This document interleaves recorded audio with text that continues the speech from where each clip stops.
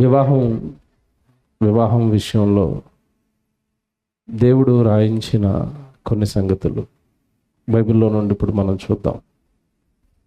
దేవుని పిల్లలారా, సహజంగా ఈ వివాహం అనే వ్యవస్థను ఏర్పాటు చేసింది దేవుడు, మర్చిపోకూడదు. దేవుడు ఏర్పాటు చేసిన వివాహ వ్యవస్థ, మళ్ళా చెప్తున్నాను, వివాహ వ్యవస్థ. ఈ వ్యవస్థను తొలుత ప్రారంభించింది దేవుడు ఆదామవ్వల వివాహం ద్వారా. వివాహం అనే వ్యవస్థను ప్రారంభించి ప్రజల మధ్యలోనికి తీసుకుని వచ్చింది పరమందున్న తండ్రి దేవుడు, మానవుల సృష్టికర్త. దేవుడు వివాహం అనే వ్యవస్థను ప్రవేశపెట్టి స్త్రీ పురుషులను భార్య భర్తలుగా జతపరుస్తున్నాడు, కలుపుతున్నాడు, వివాహాన్ని జరిపిస్తున్నాడు. అయితే మనుషులు జతపరచబడిన ఈ బిడ్డలిద్దరు కుటుంబమై, ఎక్కడో పుట్టిన కుమార్తె, ఎక్కడో పుట్టిన కుమారుడు, ఇరువురు కూడా ఒక్కటై జతపరచబడి కుటుంబమై క్షేమంగా ఉండాలి, వారి కుటుంబం బాగుండాలి అని అందరూ కోరుకుంటారండి. ఇటు అబ్బాయి తరపు కుటుంబం కానీ, అటు అమ్మాయి తరపు కుటుంబం కానీ, వాళ్ళ బంధువులు కానీ, వీళ్ళ బంధువులు కానీ, విచ్చేసిన మనం అందరం కూడా ఎందుకు విచ్చేసాం ఇక్కడికి అంటే, వాళ్ళు క్షేమంగా ఉండాలి, వాళ్ళు బాగుండాలి, వాళ్ళు ఒక మంచి కుటుంబం అవ్వాలి అన్న ఉద్దేశంతోనే మనమందరం ఉంటాం. వివాహం చేసిన ప్రతి ఒక్కరూ ఇలాగే కోరుకుంటారు. కానీ ఈరోజు పరిస్థితులు, కుటుంబ పరిస్థితులు ఎలా ఉంటున్నాయంటే, వివాహమైన కొద్ది రోజులకే భార్య భర్తల పట్ల వచ్చే చిన్న భేదాభిప్రాయాలు పెద్దవిగా చేసుకుని వారి కుటుంబం నిండా కలహాలు, పోనీ వాళ్ళ మధ్యలో వచ్చిన కలహాలు వాళ్ళతోనే ఆగుతాయంటే, ఇటు అబ్బాయి కుటుంబం అటు అమ్మాయి కుటుంబం, రెండు కుటుంబాలలో మనోవేదన. నా కూతురు బాగోలేదండి, నా కూతురు కుటుంబం, నా కూతురు వివాహ జీవితం బాగోలేదండి, నా కొడుకు బాగోలేడండి, నా కొడుకు వివాహం అయిన తర్వాత సంతోషంగా లేడండి అని అబ్బాయి తరపు వారు. ఈరోజు లోకంలో జరుగుతున్న మీద చెప్తున్నాను. పెళ్ళైన కొద్ది రోజులకే వాళ్ళు బాగోకపోవటం వల్ల ఇటు అమ్మాయి తరపు కుటుంబాలు కానివ్వండి, ఇటు అబ్బాయి తరపు కుటుంబాలు కానీ అందరూ బాధపడుతున్నారు. ఎంతో చక్కగా వేల రూపాయలు, లక్షల రూపాయలు ఖర్చు పెట్టి వివాహం చేసామండి. కొంతమంది అయితే మాట్లాడుతూ, మా అల్లుడికి మేము కొన్ని లక్షల రూపాయలు కట్నం అప్పు చేసి మరీ ఇచ్చామండి వాళ్ళు అడిగినంత, అయినా సరే వాళ్ళు సంతోషంగా లేరండి, ఆనందంగా లేరండి అంటున్నారు. ప్రపంచంలో జరుగుతున్న ప్రతి కుటుంబంలో జరుగుతున్నవి ఇవి. ప్రపంచంలో జరిగిన వివాహాలలో కొద్ది కాలానికి ప్రతి కుటుంబంలోనూ జరుగుతున్నవి ఇవి. దీనిని గమనించి పెద్దవాళ్ళు వాళ్ళని బాగు చేయాలి, లేదా వాళ్ళని ఒక మంచి కుటుంబంగా తీర్చిదిద్దాలి అన్న ఉద్దేశంతో, మీకు తెలియదు కదండి, చాలా సంవత్సరాల క్రితం అప్పుడు సమాజాన్ని బాగు చేసే సినిమాలు తీసేవారు. ఇప్పట్లో పాడు చేసే సినిమాలు కాకుండా ఒకప్పుడు పాత సినిమాలన్నీ కూడా సమాజాన్ని ఎదుటి బాగు చేయాలి, ఏదో ఒక మంచి విషయాన్ని నేర్పించాలన్న ఉద్దేశంతో తీసేవారు. మీ అందరికీ గుర్తుందో లేదో, ఒక సినిమా తీశారు చాలా సంవత్సరాల క్రితం, చాలా పాత సినిమాది, నా చిన్నతనంలో నేను విన్న సినిమాది. 12 కాపురానికి 12 సూత్రాలు. పేరు విన్నారు ఎవరైనా మీలో? ఇప్పుడు జనరేషన్కి అయితే అసలు తెలియదండి ఆ సినిమా ఉందని కూడా. 12 కాపురానికట ఎన్ని సూత్రాలట? 12 సూత్రాలు. ఈ 12 సూత్రాలు పాటిస్తేనే మీ కాపురం పండుతుంది, మీ కాపురం బాగుంటుంది. జాగ్రత్తగా వినండి. దేవుడి దగ్గరికి వస్తాను నేను నెమ్మదిగా. ఇవన్నీ మీకు అర్థమైతే దేవుడు చెప్పిన మాటలు అర్థమవుతాయి. కాపురం బాగుండాలి అంటే ఇదిగో మీరు ఈ 12 సూత్రాలు పాటించండి అని చెప్పారు. నిజంగా సూత్రాల గురించి మీరు ఆలోచిస్తేనండి, వాళ్ళు చెప్పిన సూత్రాలు మీరు ఆలోచిస్తేనండి, ఎంత విచిత్రమైన సూత్రాలు చెప్పారో. ఆ సూత్రాలు కూడా మళ్ళీ ఫోటోలు తీసి ప్రతి నెట్లోనూ పెట్టారండి. 12 సూత్రాలు ఏం చెప్పారో చెప్తాను, జాగ్రత్తగా వినండి. ఒకటో సూత్రం అట, భార్య భర్త ఇద్దరు ఒకేసారి కోప్పడకూడదట. మొదటి సూత్రం ఏంటి? భార్య భర్తలు ఇద్దరు ఒకేసారి కోప్పడకూడదు. అంటే భార్య కోప్పడుతున్నప్పుడు భర్త ఎలాగ ఉండాలి? సైలెంట్గా ఉండాలి. భర్త కోప్పడుతున్నప్పుడు భార్య ఎవరో ఒకరు సైలెంట్గా ఉంటే గొడవ పెద్దదవుతావు. ఇద్దరికి కోపం వచ్చినప్పుడు ఇద్దరూ కోప్పడుతున్నారు అనుకోండి, ఆ గొడవ ఏమవుతుంది చెప్పండి? పెద్దదైపోతుంది. ఒకటో సూత్రం, ఇంట్లో భార్య భర్త అరుపులు బయటికి వినపడకూడదట. రెండో సూత్రం ఏంటట? అరుచుకుంటే తలుపులు వేసుకుని అరుచుకోండి తప్ప ఈ అరుపులు అనేవి బయటికి వినపడకూడదు. రెండో సూత్రం. మూడో సూత్రం ఏం చెప్పారంటే పిల్లల ముందు భార్య భర్తలు గొడవ పడకూడదు. మూడో సూత్రం ఇది. పిల్లల ముందు భార్య భర్తలు గొడవ పడకూడదు. తర్వాత నాలుగోది ప్రేమతో సరి చేసుకోవాలి. ఐదోది గతాన్ని తవ్వుకోకూడదు. ఐదో సూత్రం ఏంటి? అందరూ చేసే పని ఇదేనండి. ఏం చేయకూడదట? గతాన్ని తవ్వుకోకూడదు. పెళ్ళిలో అమ్మాయి తరపు వాళ్ళు, మీ ఇంటి దగ్గర పెళ్లి జరిగింది, అమ్మాయి ఇంటి దగ్గర మా వాళ్ళు వచ్చారు, చివరిలో మా వాళ్ళు ఎవరికి మా పెదనాన్న కొడుక్కి గారీ లేదట. ఎక్కడ? పెళ్లిలో గారేయకపోతే పెళ్లి కొడుకు అది జ్ఞాపకం పెట్టుకుని ఎవడు భార్య దగ్గర పదే పదే మా వాళ్ళను మీరు అవమానపరిచారు పెళ్లిలో. గతాన్ని తవ్వుకోవటం. పెళ్ళి 10 సంవత్సరాలైనా అదే గతం. లేదా పెళ్లి కానుకలప్పుడు మీ అమ్మ నాన్నలు నాకు ఉంగరం పెడతానన్నారు, ఇప్పటికీ పెట్టలేదు. ఇయే కదండి తవ్వుకుని గొడవలాడుకునేవి కుటుంబంలో. గతాన్ని తవ్వుకోకూడదు అని చెప్పారు. క్షమించాలి, అవసరమైతే క్షమాపణ కోరాలి. రెండు మంచి సూత్రం అండి ఇది. క్షమించాలి, లేదంటే క్షమాపణ కోరుకోవాలట తప్పు చేసినప్పుడు. భార్య ముందు భర్త, భర్త ముందు భార్య. ఇలా చాలా చెప్పుకొచ్చారండి. మనస్పర్ధలు ఉండకూడదు, ఒకరిపైన ఒకరికి అనుమానం ఉండకూడదు, తల్లిదండ్రులను గౌరవించుకోవాలి, ప్రేమించుకోవాలి, కుటుంబంగా కలిసి ప్రార్థించాలి, భోజనం చేయాలి, ఒకరికొకరు మెచ్చుకోవాలి, తృప్తి కలిగి జీవించాలి. 12 సూత్రాలండి. నేను చెప్పిన ఈ 12 కూడా వీళ్ళు చెప్పిన లోకంలో వీళ్ళు చెప్పిన 12 కూడా బాగుంటాయండి, చాలా బాగున్నాయి, మంచివే రాశారు. కానీ ఇవన్నీ రావాలి అంటే ఈ 12 సూత్రాలు అని లోకం చెప్తే, దేవుడండి ఒకే ఒక సూత్రం చెప్పాడు ఇద్దరికి. మీరిద్దరూ ఈ ఒక్క సూత్రం పాటిస్తే మీ కాపురం చల్లగా ఉంటుంది, మీ కాపురం బాగుంటుంది, మీ అమ్మనాన్నలు బాగుంటారు, మీ గర్భాన పుట్టబోయే పిల్లలు బాగుంటారు. అలాగే మీ ఇద్దరిని పుట్టించి మీ ఇద్దరిని జతపరిచి వివాహం చేసిన నా సంకల్పం కూడా మీ ఎడల నెరవేరుతుంది అని లోకంలో ఉన్న వాళ్ళు 12 సూత్రాలు, 14 సూత్రాలు, 16 సూత్రాలు అని చెప్తే దేవుడు ఒకే ఒక సూత్రం చెప్పాడండి. బాగా వినండి. పెళ్ళైన వారు, పెళ్ళి చేసుకోబోతున్న వారు చాలా జాగ్రత్తగా వినాలి దేవుడి మాటలు.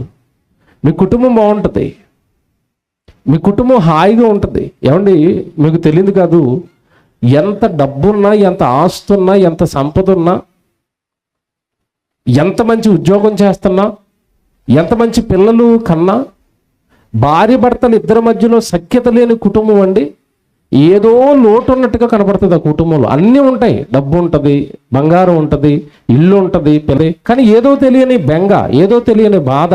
ఏంటదంటే భార్య భర్తల మధ్యలో సఖ్యత లేదు, ప్రేమ లేదు. ఆ కుటుంబం ఎప్పటికీనండి ఏదో వెలుతుగానే ఉంటుంది. ఏదో మనం బయట వాళ్ళు వెళ్ళినప్పుడు ఆ కొద్దిసేపు వాళ్ళు బాగున్నట్టుగా ప్రజల ముందు నటించినా వాళ్ళు వెళ్ళిపోయిన తర్వాత మరలా గొడవలాడుకోవటం, కీచులాడుకోవటం, అసలు మనశ్శాంతి అనేది ఉండదండి. కుటుంబంలో భార్య భర్త ఇద్దరి మధ్యలో సఖ్యత లేనప్పుడు అసలు మనశ్శాంతి అనేదే ఉండదు. ఇది గమనించాడు దేవుడు. పెళ్లి చేసింది దేవుడే, మర్చిపోకూడదు. పెళ్లిని ప్రవేశపెట్టింది దేవుడే. పెళ్లిని ప్రవేశపెట్టిన దేవుడే ఈ పెళ్లి భార్య భర్తలు ఇద్దరూ బాగుండాలి అంటే ఒక సూత్రం చెప్పాడండి. ముందుగా స్త్రీతోనూ అదే చెప్పాడు, ఇటు పురుషుడితోనూ అదే చెప్పాడు. ఒకటే, ఇదొక్కటి మీరు పాటించండి, మీరు చాలా బాగుంటారు అన్నాడు. ఒక మాట చూద్దాం. సామెతల గ్రంథం 14వ అధ్యాయం. ఏమంటే ఒకసారి ఒక మాట చూద్దాం. సామెతల గ్రంథం 14వ అధ్యాయం మొదటి వచనం బైబిల్లో చదువుదాం. సామెతల గ్రంథం 14వ అధ్యాయం మొదటి వచనం చదువుతున్నారు. జ్ఞానవంతురాలు తన ఇల్లు కట్టును, మూఢురాలు తన చేతులతో తన ఇల్లు ఓడబెరుకును అన్నాడు. అమ్మాయికి చెప్తూ భార్యకు చెబుతూ అంటున్నాడు, జ్ఞానవంతురాలు అన్నాడు.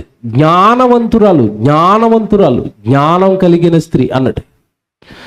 జ్ఞానం అనగానే లోక జ్ఞానం అనుకోకండి. దైవ జ్ఞానం. లోకంలో జ్ఞానం కలిగిన వాళ్ళు చాలామంది ఉన్నారు, అలాగని వాళ్ళ కుటుంబాలన్నీ బాగున్నాయంటే ఎవరి కుటుంబం బాగోదు. మీరు చూడండి, ఈ స్త్రీ పురుషుల పంచాయతీలు, భార్య భర్తల మధ్యలో పంచాయతీలు వచ్చినప్పుడు తీర్చడానికి టీవీలో కొంతమంది కూర్చుంటారు, పెద్ద పెద్ద మాటలు మాట్లాడుతూ, ఏమంటే ఈ స్త్రీ గురించి, పురుషుడి గురించి, కుటుంబాల గురించి చాలా గొప్పగా చెప్తూ ఉంటారు టీవీలో కూర్చున్న వాళ్ళు. మీరు లోపలికి వెళ్ళి వాళ్ళ కుటుంబం గురించి అడగండి, ఆవిడే భర్తను వదిలేసి ఉంటుంది. టీవీలో కూర్చుని ఇద్దరు బాగుండాలని ప్రసంగాలు చెప్తూ ఉంటుంది. వీళ్ళు ఏ జ్ఞానాన్ని సంపాదించారంటే లోక జ్ఞానంతో, మాటల మాయలతో ప్రజల ముందు ఏదో గొప్ప వాళ్ళుగా ఫీల్ అవుతున్నారు. ఈ జ్ఞానం పనిచేయదండి, లోక జ్ఞానం పనిచేయదు. లోకంలో ఉన్న చదువు, లోకంలో ఉన్నవో లోక జ్ఞానమో కాపురాన్ని నిలబెట్టడానికి పనిచేయవు, నీ కాపురాన్ని చక్కపెట్టడానికి పనిచేయవు. జ్ఞానవంతురాలు అనగానే ఎవరు అంటే వాక్యము నేర్చుకున్న స్త్రీ, దేవుని యందు భయభక్తులు కలిగిన స్త్రీ. మళ్ళా చెప్తున్నాను, ఈ రెండు బైబిల్లో ఒక చరిత్ర చూపిస్తాను, ఇప్పుడు మీకు ఎంత బాగా అర్థమవుతుంది ఈ మాట. జ్ఞానవంతురాలు అనగానే దేవుని యందు భయభక్తులు కలిగిన స్త్రీ. దేవుడికి వెంటనే మరొక స్త్రీ గురించి మాట్లాడుతున్నారు. జ్ఞానవంతురాలు తన ఇల్లు కట్టును, మూడురాలు తన చేతులతో తన ఇల్లు ఓడబెరుకును అన్నాడు.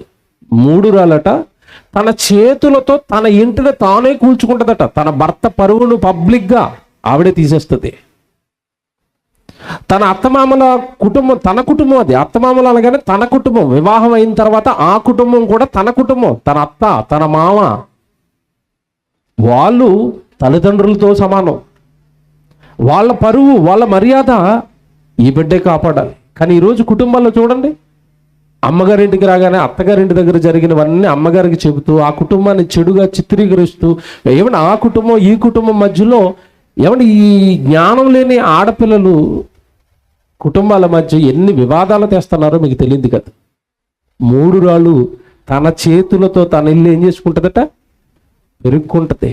వెళ్ళి అక్కడే కాపురం చేయాలి, వెళ్ళి అత్తమామలతోనే ఉండాలి, వెళ్ళి ఆ ఇంట్లోనే ఉండాలి, వెళ్ళి ఆ ఊరిలోనే ఉండాలి. వాళ్ళ గురించి అందరి దగ్గర చెడు ప్రచారం చేస్తే నీ ఇల్లును నువ్వు కాదు కూల్చుకుంటుంటా. నీ భర్త పరువు పబ్లిక్గా అందరూ, నువ్వు భర్త చేస్తున్న తప్పులో లోపాలు అందరికీ చెప్పుకుంటున్నావంటే నీ పరువును నువ్వు కాదు తీసుకుంటుంటా. దేవుడు ఎంత మంచి మాటలు రాస్తున్నాడండి బైబిల్లో. వాక్యము ఈ ప్రపంచానికి, కుటుంబాలకి ఎంత అవసరమో మీరు చూడండి. ఇదే 14వ అధ్యాయం మీరు ముందుకు వచ్చేసరికి ఇంకో మాట చెప్తాడు. ఇదే 14వ అధ్యాయంలో మీరు 11వ వచనానికి రండి.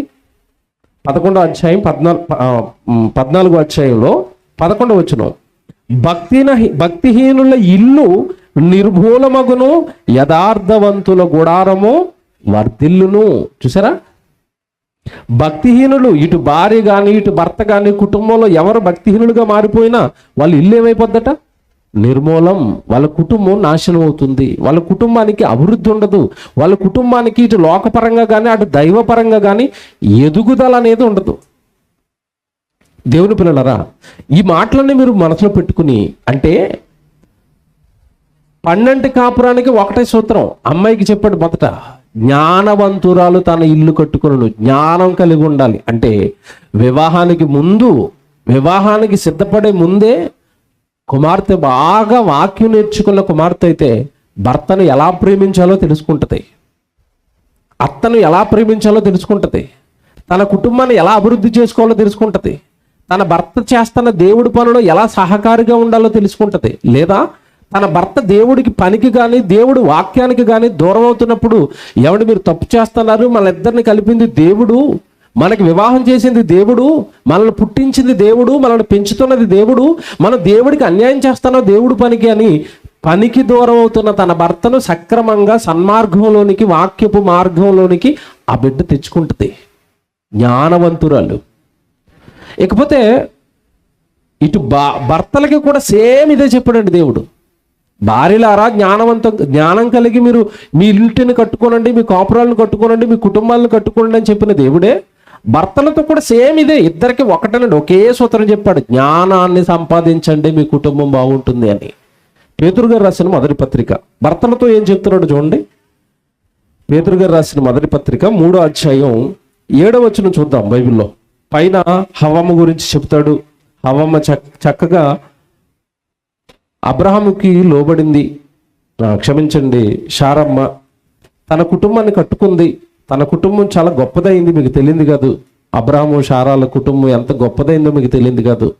ఆ పైన వచనంలో శారమ్మ గురించి చెప్తాడు. 6వ వచనంలో, పేతురు గారు రాసిన మొదటి పత్రిక 3వ అధ్యాయం 6వ వచనంలో, ఆ ప్రకారము శారా అబ్రహామును యజమానుడని పిలుచుచు అతనికి లోబడి ఉండెను. భర్తని యజమానుడు అని పిలిచిందట. కాపురం బాగుండాలంటే దేవుడు చెప్తున్న మాటలు చూడండి ఎంత బాగున్నాయో. తన భర్తని ఏమని పిలిచిందట? యజమానుడా, యజమానుడా, యజమానుడా. మనకి తెలుగు అసలు అర్థం అవ్వదు, తెలుగు మర్చిపోయాం ఎప్పుడు. ఇంగ్లీష్లో చెప్పండి ఇదే మాట, బాగా అర్థమైపోద్ది. బాస్ అండి, ఎస్ మై బాస్ అన్నదట. ఎవరిని? భర్తని బాస్ అనే స్త్రీలు ఉన్నారండి ఈ కాలంలో. ఒకప్పుడు అనేవారు ఏవండి అని, ఇప్పుడు అది పోయింది. నెమ్మదిగా ఏవండి దగ్గర నుంచి ఓయ్ ఏం చేస్తున్నావు అక్కడికి వచ్చింది. ఓయ్ దగ్గర ఆగింది అంటే ఇప్పుడు అసలు లేదు, ఇప్పుడు పేర్లు పెట్టి పెడుతున్నారు. నాగేశ్వరరావు ఎక్కడున్నావు అంటుంది ఆవిడ భర్తని. ప్రస్తుత పరిస్థితి అండి ఇది, కుటుంబాల పరిస్థితి. ఆ కుటుంబానికి ఏమైనా ఎదుగుదల ఉంటుందా? పొరపాటున భర్తని పేరుతో పిలుస్తుందని నలుగురు మధ్యలో ఈ వార్త కానీ పొక్కింది అనుకోండి, అతడు తలెత్తుకుని వాళ్ళ ముందు కూర్చోగలరండి. వాళ్ళ ఫ్రెండ్స్ ముందు కానీ వాళ్ళ బంధువుల ముందు కానీ, ఒరే మీ ఆవిడ నిన్ను పేరు పెట్టి పిలుస్తుందట కదా అన్నాడు అనుకోండి, అది జాలిగా ఇంటికి వచ్చి గొడవలు పెట్టడానికి. ఇప్పుడు అక్కడితో ఆగలేదట, ఇంకా అప్డేట్ అయ్యారట. ఒరే అని పిలుస్తున్నారట, యారా అంటున్నారట. ఎక్కడి సమాజం అండి, ఎక్కడ బైబిల్లో దేవుడు చెప్తున్న మంచి మాటలండి. శారమ్మ తన భర్త అయిన అబ్రహాం గారిని ఏమని పిలిచిందట? యజమానుడా, ఎస్ మై బాస్. ఏం చేయమంటారు? రొట్టెలు చేయమంటారా? చికెన్ వండమంటారా? ఏమన్నా నిజంగా వీళ్ళు ఎంత ఆతిథ్యం చేశారో మీకు తెలియదు కాదు. అబ్రహాం గారి దగ్గరికి దూతలు వస్తాయి, తెలుసు కదా మీకు బైబిల్లో. అబ్రహాం గారి దగ్గరికి దూతలు వచ్చినప్పుడు అబ్రహాం గారి కుటుంబం ఏం చేసింది చెప్పండి? మంచి విందు చేశారు. దైవజనుడిగా పిలిచేవారు. ఆ రోజుల్లో వాక్యం చెప్పేది దేవదూతలే కదా. దేవదూతలు ఒక దైవజనుడు వచ్చాడు అనేసరికి వాళ్ళు మంచి ఆతిథ్యం అండి. ఎక్కడ కూడా అబ్రహాం గారికి తోడుగా ఉన్న శారా ఈ ఆతిథ్యం చేయడం విషయంలో విసుక్కున్న సందర్భాలు అసలు బైబిల్లో ఉండవు. భర్త ఏది చెప్తే ఎస్ మై బాస్, ఏది చెప్తేనే నాకు చేస్తాను. అందుకే బాగున్నారు వాళ్ళు, వాళ్ళ పిల్లలు బాగున్నారు, వాళ్ళ పిల్లలు బాగున్నారు. జ్ఞానం కలిగిన స్త్రీ చేసే పనులండి ఇవి. కిందకి వెళ్ళేసరికి పైనేమో చక్కగా 6వ వచనంలో శారమ్మ గురించి పిలుస్తాడు. ఆమెకు లోబడి ఉండెను, మీరును యోగ్యముగా నడుచుకునుడి, ఏ భయమునకు బెదరకయున్న ఎడల ఆమెకు మీరు పిల్లలగుదురు అన్నాడు. 7వ వచనం జాగ్రత్త చదవండి. 7వ వచనం భర్తలకు చెప్తున్నాడు ఇప్పుడు, అటువలే పురుషులారా కేవమను కృపావరములో మీ భార్యలు మీతో పాలివారై ఉన్నారని ఎరిగి ఎక్కువ బలహీనమైన ఘటమని భార్యను సన్మానించి మీ ప్రార్థనలకు అభ్యంతరము కలగకుండునట్లు జ్ఞానము చొప్పున వారితో కాపురము చేయుడి. చివరి మాట పట్టుకోండి. కాపురం చేయడానికి ఏం కావాలట? జ్ఞానము చొప్పున వారితో కాపురము చేయుడి. మళ్ళా చెప్తున్నాను, బాగా వినాలి. జ్ఞానము చొప్పున వారితో కాపురము చేయుడి. ఎవరికి చెప్పాడు ఈ మాట? పురుషులు చెప్పాడు. భర్తగా ప్రమోట్ అయిన ఆనందకి చెప్తున్నాడు అనమాట. అంతే కదండి. ఈ మాట ఎవరికి? ఈరోజు పైన ఉన్న పెళ్లి కొడుకు ఆనందకి, పెళ్ళి అయిపోయిన వాళ్ళందరికీ. అందుకే కదా భార్యతో కాపురం చేయడానికి ఏం కావాలట? జ్ఞానం. చిన్నది చెప్తాను మీకు జ్ఞానం ఎలాగుంటుందో. పైన చెప్పాడు ఆయనే, మీ భార్యలు ఎక్కువ బలహీనమైన ఘటమని ఎరిగి ఆమెను మీరు ఏం చేయాలి? ఎప్పుడు సన్మానించండి. అంటే అర్థం ఏంటంటే గౌరవించండి. ఆవిడకి ఇవ్వవలసిన గౌరవం ఆవిడకి ఎప్పుడైతే నువ్వు ఇవ్వటం మానేసావో నీ కుటుంబంలో మొదలయ్యాయి కలహాలు. చిన్నది ఒకటి ఎగ్జాంపుల్ చెప్తాను మీకు. చిన్న ఎగ్జాంపుల్ ఒకటి చెప్తాను. భార్య కూర వండింది, చికెన్ కూర తింటున్నాడు. అలా తింటూ ఈ మధ్యకాలంలోనమ్మా నేను పలానా ఊరికి వెళ్ళాను, అక్కడ ఒక చెల్లి చికెన్ కూర వండిందమ్మా, దీని మీద అదిరిపోయింది అన్నాడు అనుకోండి. ఆడపిల్లలు ఉన్నారు ఇక్కడ, వాళ్ళ మనసు ఏంటో అడగండి. నేను వండిన కూర మీద ఆవిడ వండిన కూర బాగుంది అన్నాడు అనుకోండి భర్త, వెంటనే ఆవిడ లోపల ఏమొస్తుంది తెలుసా? ఇగో కోపం. ఆవిడ కూర బాగుందా, నా కూర బాగోలేదా? అంటే మీరు బయట రుచులకి బాగా అలవాటు పడిపోయారు. ఇంటి రుచులు మీకు రుచులుగా కనపడటం లేదు. నేను ఎప్పుడు వండినా బాగుండేదనేరు. ఇప్పుడు అక్కడికి వెళ్ళి ఆ కూర తిన్నప్పటి నుంచి నా కూరలు అన్నట్లకి పేర్లు పెడుతున్నారు. నేను వండనేక, మీరు షాప్కి వెళ్ళి తెచ్చుకోండి కూర అంటది. ఇది గమనించాడు దేవుడు. అందుకే చెప్తున్నాడు భర్తతో ఏమని? వారు ఎక్కువగా ఎలాంటి ఘటాలట? బలహీనమైన ఘటం. ప్రతి చిన్నదానికి పడిపోతారు, ప్రతి చిన్నదానిని పెద్దగా తీసుకుంటారు. కనుక వాళ్ళు మీరు ఎప్పుడు ఏం చేయాలి? సన్మానించండి, గౌరవించండి, ప్రేమించండి. ఏమంటే వాళ్ళు ఏం కోరుకోరండి? అలాగని ఆడపిల్లలు చెడ్డోళ్ళని నేను చెప్పడం లేదు. వాళ్ళు ఏం కోరుకోరండి? చాలా కష్టపడి వంట చేసి అక్కడ పెడతారు. ఒక ముద్ద నోట్లో పెట్టుకోగానే, అమ్మ ఈరోజు కూర చాలా బాగుందమ్మా అన్నారనుకోండి, రేపటికి 2 కూరలు ఉంటాయి టేబుల్ మీద. బాగుంది అంటే పేరు పెట్టావా, తర్వాత రోజు టేబుల్ మీద ఏముంటుంది తెలుసా? ముందు రోజు వేసి వండేసిన కూర, చారు ఉంటుంది అక్కడ. ఇది జ్ఞానం. వాళ్ళ వాళ్ళ వాళ్ళ మనస్తత్వాన్ని ఎరిగి ప్రవర్తించటం, వాళ్ళ మనస్తత్వాన్ని ఎరిగి వాళ్ళని సన్మానించుకుని వాళ్ళను దేవుడి పనిలోకి తీసుకుని వెళ్ళిపోవడం. ఇవన్నీ దేవుడు ఎందుకు చెప్పాడో తెలుసండి? బాగా వినండి. దేవుడు ఇవన్నీ ఎందుకు చెప్తున్నాడో చెప్తున్నాను. ఇటు భార్య భర్త ఒకరినొకరు అర్థం చేసుకుని ప్రేమగా లేనప్పుడు ఇక దేవుడి పని ఏం చేస్తారు చెప్పండి? వీళ్ళిద్దరిని కలిపింది దేవుడి పని కోసం కదా. ముందు సఖ్యత లేనప్పుడు, ముందు ఒకరినొకరు అర్థం చేసుకోలేనప్పుడు, ఒకరి మధ్యలో ఒకరికి ప్రేమానురాగాలు లేనప్పుడు, కుటుంబంలో సఖ్యత లేనప్పుడు ఇక్కడ దేవుడి పని ఏం జరుగుతుంది చెప్పండి వాళ్ళ మధ్య? అందుకే చెప్తున్నాడు దేవుడు. అటు ఇందాక భార్యకి చెప్పింది ఒకటే, జ్ఞానవంతురాలు తన గృహమును తన ఇంటిని కట్టుకున్నాను. ఇక్కడికి వచ్చేసరికి భర్తలారా, వారు ఎక్కువ బలహీనమైన ఘటమని ఎరిగి వారిని మీరు సన్మానించి వాళ్ళతో కాపురం చేయడానికి మీకు కూడా ఏం కావాలన్నాడు? జ్ఞానము చొప్పున వారితో కాపురము చేయుడి. అంటే ఇటు ఆడపిల్లకైనా ఇటు ఏమంటే పురుషుడికైనా దేవుడు చెప్తున్నది ఒకటే, మీ ఇద్దరికి జ్ఞానం ఉండాలి. కాపురం బాగుండాలంటే జ్ఞానం ఉండాలి. ఒకటే సూత్రం. దేవుడు 12, 13, 14, 15 ఏం చెప్పడం? ఒకటే వాక్యం. జ్ఞానం వచ్చిన ఆడపిల్ల, జ్ఞానం వచ్చిన ఏమండి పురుషుడు, వీళ్ళిద్దరికి వివాహం అయితే ఆ కుటుంబం చాలా బాగుంటుంది. నేను చూపిస్తాను ఇప్పుడు బైబిల్లో. ఆ కుటుంబం చాలా బాగుంటుందండి. దేవుడిని ఎరిగిన పిల్లలు, దేవుడి వాక్యం ఎరిగిన పిల్లలు, దేవుడికి భయపడే పిల్లలు ఇద్దరికి వివాహం అయితే ఆ కుటుంబం చాలా బాగుంటుంది. దేవుడు చెప్తున్నది ఒకటే, జ్ఞానాన్ని సంపాదించండి. వివాహానికి ముందు పెళ్లి చేసుకోబోయే పురుషులారా లేదా పెళ్ళైన భర్తలారా, మీరు కాపురం చేసేటప్పుడు జ్ఞానము చొప్పున కాపురం చేయండి. కానీ ఈరోజు లోకం, నా కుమారుడు ఏమంటే వివాహం చేయాలనుకున్నప్పుడు ఆడపిల్ల తల్లిదండ్రులు కానీ, వివాహం చేయాలనుకున్నప్పుడు ఇటు అబ్బాయి తల్లిదండ్రులు కానీ ఈరోజు ఆలోచిస్తున్నవి ఏంటి? ఒకరిలో ఒకరికి ఆలోచిస్తున్నవి ఏంటంటే, చాలామంది ఆలోచించేవి అందం అండి. ఇద్దరు అందంగా ఉండాలి, అబ్బాయి అందంగా ఉండాలి, అమ్మాయి అందంగా ఉండాలి, చదువు ఉండాలి, ఉద్యోగం ఉండాలి, ఇవన్నీ చూస్తున్నారు. ఇవన్నీ లోకపరంగా వాళ్ళు కొద్ది రోజులు బాగుండడానికి ఉపయోగపడతాయేమో. దైవపరంగా వాళ్ళు బాగుండాలి అన్నా, వాళ్ళిద్దరూ ఒకరి ఆత్మను ఒకరు రక్షించుకుని వాళ్ళిద్దరూ పరలోకానికి సిద్ధపడాలి అన్నా, వారిద్దరిలో మొట్టమొదటిగా ఎక్కువగా మనం చూడవలసింది, గమనించవలసింది దైవ జ్ఞానం ఉందా? దేవుడి వాక్యం చదువుతున్నాడా కుమారుడు? దేవుడు మాటలు ఏమైనా చెప్పగలడా? కుమార్తెకి ఏమైనా వాక్యం తెలుసా? ఒక పాట పాడుతుందా? దేవుడి గురించి ఏమైనా 4 మాటలు మాట్లాడుతుందా? బైబిల్ చదువుకుందా? బైబిల్ నేర్చుకుందా? ఇవి కదండి చూసుకోవాల్సింది. కాపురం బాగుండాలి అంటే బైబిల్లో రండి. నిజంగా దేవుడు ఎంత మంచోడో చెప్తాను. ఇవన్నీ ఎందుకు చెప్తాడు? దేవుడికి ఏం అవసరం అండి ఇవన్నీ చెప్పడానికంటే? ఆడపిల్లను వివాహం చేసిన వాళ్ళు ఇక్కడ ఎవరైనా ఉంటే నేను చెప్పేది జాగ్రత్తగా ఆలోచించండి. ఆడపిల్లని ఇచ్చి వివాహం చేసేటప్పుడు అండి, చివరిగా పంపిస్తున్నప్పుడు, అత్తవారింటికి పంపిస్తున్నప్పుడు ఒక మాట చెప్తారు అటు అల్లుడితో లేదా అక్కడ కుటుంబీకులతో. ఏమండి మా పిల్ల చిన్నపిల్ల అండి, అల్లారు ముద్దుగా పెంచుకున్నామండి, ఏవైనా చిన్న చిన్న పొరపాట్లు చేస్తే, ఏవైనా చిన్న చిన్నవి తప్పులు చేస్తే కొంచెం క్షమించండి, కొంచెం భరించండి, మంచి పిల్లండి, లోబడుతుందండి, మీరు ఏదైనా చెప్తే వింటదండి, నా కూతురుని పెద్దగా బాధ పెట్టకండి, నా కూతురుని కొంచెం బాధ చూసుకోండి, ఏదైనా పొరపాట్లు చేస్తే మాకు చెప్పండి, మేము సరి చేస్తామండి. అంటే కుమార్తె పరాయింటికి ఇచ్చేటప్పుడు, కుమార్తెను మరో కుటుంబానికి ఇచ్చేటప్పుడు ఒక తల్లి కానీ తండ్రి కానీ ఇదే మనసుతో కుమార్తెని ఇస్తారండి. పరలోకంలో ఉన్న దేవుడు కూడా ఇటు ఇటు తన కొడుకును తన కూతురును ఇద్దరిని వివాహం ద్వారా జతపరుస్తున్నట్టు. జతపరుస్తూ స్పెషల్గా బైబిల్లో ఆడపిల్లల గురించి అండి చాలా కేర్ తీసుకున్నాడండి దేవుడు. ఎలాంటి మాటలు చెప్పాడు చూసారు ఇందాక భర్తతో. ఇదిగో నా కుమార్తె స్త్రీ బలహీనమైన ఘటనమని ఎరిగి ఆమెను సన్మానించి జ్ఞానము చొప్పున ఆపుతో నువ్వేం చేయాలి? కాపురం చేయాలన్నట్టు. ఎందుకు ఇన్ని జాగ్రత్తలు ఆడపిల్ల గురించి చెప్తున్నాడు అంటే, బైబిల్లో ఒక మాట చూపిస్తానని మీరు ఆశ్చర్యపోతారు. అది చాలామందికి తెలీదు. వివాహంలో ఈ విషయం ఉందని కూడా చాలామందికి తెలియదు. సామెతల గ్రంథం 19వ అధ్యాయం 14 వచ్చిన ఒకసారి తీయండి.